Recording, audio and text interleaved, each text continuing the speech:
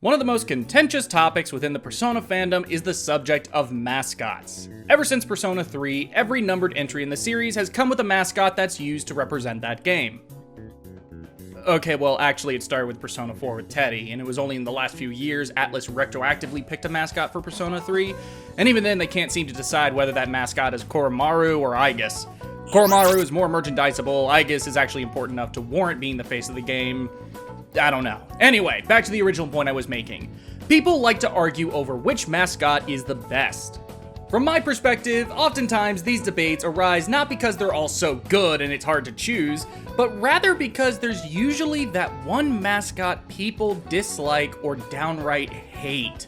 And considering Persona 5 is the most popular Atlus game ever created, the mascot that gets talked about the most is without a doubt Morgana. Some people love him, others hate him. For me, I like him. I think his character is interesting, with his story of self-discovery and finding a place in the world being the most compelling thing about him. His love for Ann is genuinely entertaining, and it never borders on creepy, which is a relief for a game that draws heavily from anime. He's smart, reliable, and a very useful party member in battle, even if he also gets cocky and arrogant at times. Morgana is an incredibly human character, which is ironic since his story is explicitly about him accepting that he's not human like he's sure he was. But this isn't the case for everyone else. For frankly understandable reasons, tons of people don't like him. Easily the most famous of this is how insistent he is on sending you to sleep. One criticism I and others have with Persona 5 is how there will be long stretches of time in which you are just not allowed to play the game, instead being held captive by the story. You'll return home in the evening after a long series of cutscenes, you might want to hang out with someone, go shopping, return a DVD, play a video game, whatever, only for this little cat to tell you, no, you are tired, go to bed. But this isn't anything new for the Persona series. Past games also had sequences in which you just aren't allowed to partake in the social sim or dungeon crawling aspects of the game, instead being locked into multiple days worth of story, with the only time you take control of your character being when you go back to your room and are told you're too tired to do anything. However, I believe the key difference between those games and P5 is who is telling you you're tired. In P5, it's the black cat of hatred, while in P3 and 4, it's your own character. Seeing as Yu Narukami and Makoto Yuki are representative of the player, it can feel more justifiable and less annoying when it's you deciding you can't do anything. But when it's someone else, it can feel limiting and frustrating. To be fair, being locked away in LeBlanc does kind of fit with the game's themes, but Morgana is supposed to be helping you break out of all of this, so that interpretation kind of falls apart. Some other issues people have with Morgana include things like his voice, his seemingly constant degrading of Ryuji with a little pushback, the running not a cat joke, etc. I'll be honest, his bullying of Ryuji does get genuinely annoying and makes me like him less. The not a cat stuff can get old, but never to the point that it took away from him. His voice? That I don't think I'll ever be able to understand. Cassandra Lee Morris is a fantastic actress, and I think she did a fantastic job here. But if there is any other reason why people hate Morgana, it would be the events of September. Following Futaba replacing him as the group navigator, Morgana starts to get more self-conscious and purposeless. Ryuji inadvertently makes this worse by saying the takedown of Medjed was literally all Futaba and not him, which is correct, but that's aside the point. This leads into him quitting the Phantom Thieves entirely, lashing out at everybody, and, funnily enough, initiating a full week of cutscenes in which you aren't allowed to play the game despite his absence. To many, myself included, this entire arc is handled really poorly. I'll be going more into this in my upcoming video review of the entire month of September in Persona 5 Royal, but for now, I'll just leave it at this. If you want to stick around for that, make sure to subscribe and hit the bell so you'll be the first to know when it's out! Anyway, people don't like this arc. They see it as pointless, a waste of time, and the theft of screen time that could have gone to building up Haru and her father, both of which are often criticized for being underdeveloped and rushed. To a lot of people, this alone is enough to hold a grudge against Morgana, and I don't really blame them either. However, there's one scene in particular that those that hate him love to keep on repeat. The scene where Morgana gets punted against a wall. We did it, Joe! We're finally at the scene this entire video is based around. It was a long time coming, but we're here. 5 minutes into the video, Jesus. So what's the answer? I'm gonna try and be as objective as possible here. Remove my currently standing feelings towards Morgana, and look at the story based purely on its own terms. My answer?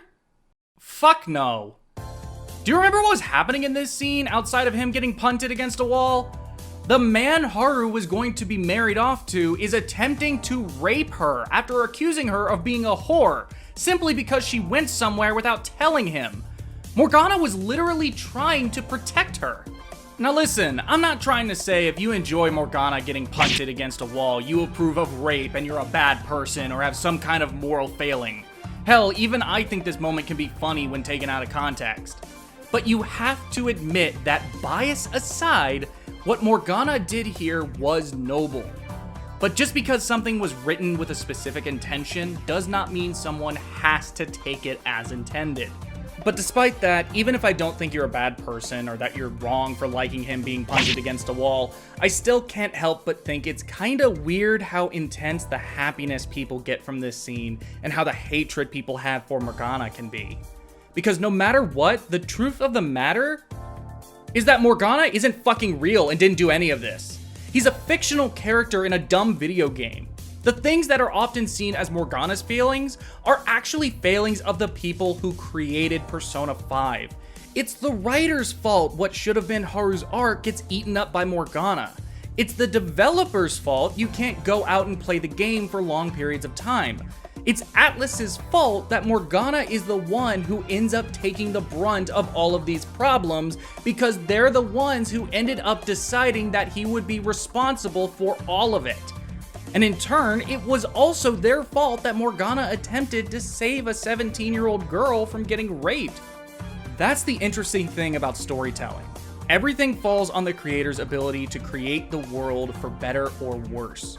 Yet in spite of this, that world can grow beyond them. Superman is more than just Jerry Siegel and Joe Shuster's creation.